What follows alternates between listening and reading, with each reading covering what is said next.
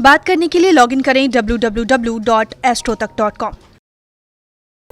देखिए, बसंत का जो महीना होता है ना, वो उन्माद जन्य होता है, वो चंचलता का महीना है। इसीलिए मन को नियंत्रित करने के लिए आप देखिए कि बसंत के महीने में माघ शुक्ल की पंचमी तिथि को विद्या और बुद्धि की देवी मां सरस्वती की पूजा की जाती है। इसी उपासना के पर्व को बसंत पंचमी कहा जाता है। वर्ष के कुछ विशेष शुभ काल होते हैं जिसमें बसंत पंचमी एक है। इसको अबूझ मुहूर्त भी कहते हैं। जिस काम को करने के लिए आपको किसी मुहूर्त को देखने की, किसी पंचांग को देखने की जरूरत नहीं है, वो कार्य आप बसंत पंचमी पर कर सकते हैं। इस तिथि पर, इस दिन पर विवाह, निर्माण कार्य और अन्य शुभ कार्य किए जा सकते हैं।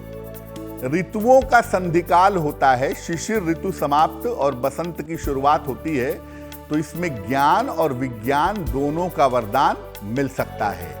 इसके अलावा संगीत, कला और अध्यात्म का आशीर्वाद भी आपको बसंत पंचमी पर मिल सकता है।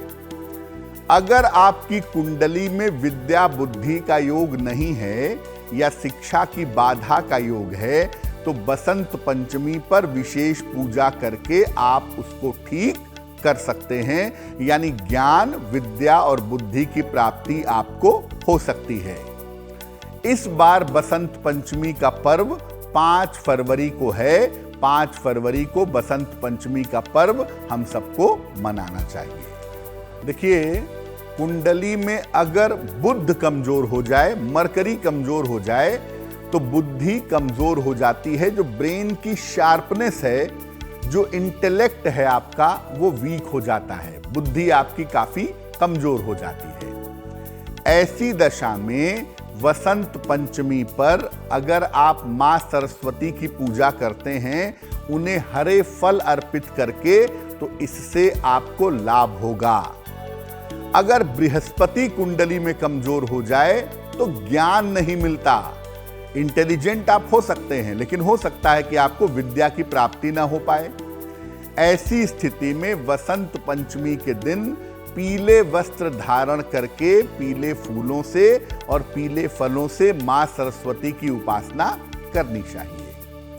अगर शुक्र कमजोर हो गया कुंडली में, तो मन की चंचलता बढ़ जाती है और करियर का चुनाव नहीं हो पाता।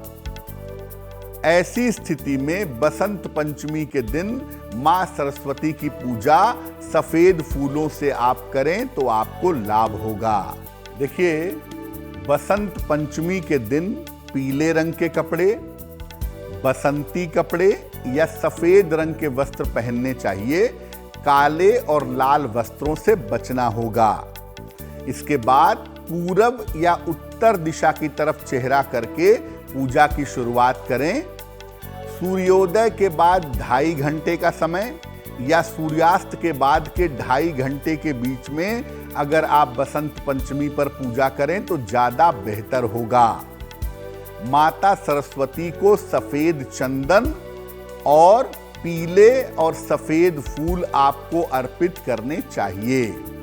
और जो भोग लगाएंगे आप माता को, उसमें मिश्री, दही, लावा, बहुत सारे लोग केसर की खीर भी अर्पित करते हैं। ये भी आप समर्पित करें।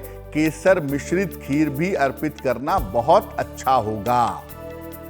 मां सरस्वती का मूल मंत्र है ओम ऐं सरस्वत्यै नमः।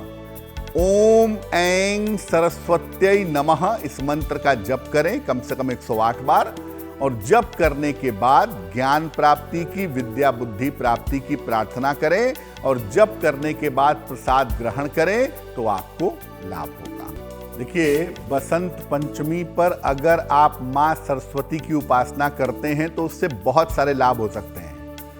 जिन लोगों को एकाग्रता की समस्या है, कंसंट्रेशन की प्रॉब्लम है, उन्हें वसंत पंचमी से रोज सवेरे, शुरुआत वसंत पंचमी को करें और रोज सवेरे सरस्वती वंदना करें। या कुंदेन्दु तुषार हार धवला, या शुभ्र वस्त्रावृता, ये जो वंदना है मां सरस्वती की, ये करनी चाहिए।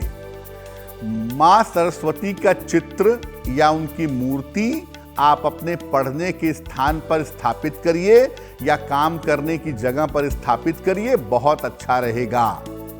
आप चाहें तो ज्ञान का या मां सरस्वती का जो बीज मंत्र है ऐंग, इसको लिखकर भी आप टांग सकते हैं काम करने की, पढ़ने की जगह पर।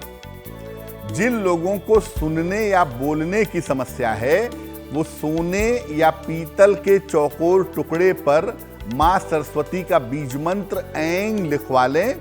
इसको लाल या पीले धागे में अपने गले में बसंत पंचमी पर धारण करें, आपको लाभ होगा। अगर आपको संगीत या वाणी से लाभ लेना है तो केसर ले लें और अपनी जीभ पर किसी विद्वान व्यक्ति से, धार्मिक व्यक्ति से या अपनी माता से ऐंग लिखवाएं। इससे भी ज्ञान का, वाणी का, विद्या का आपको वरदान प्राप्त होगा।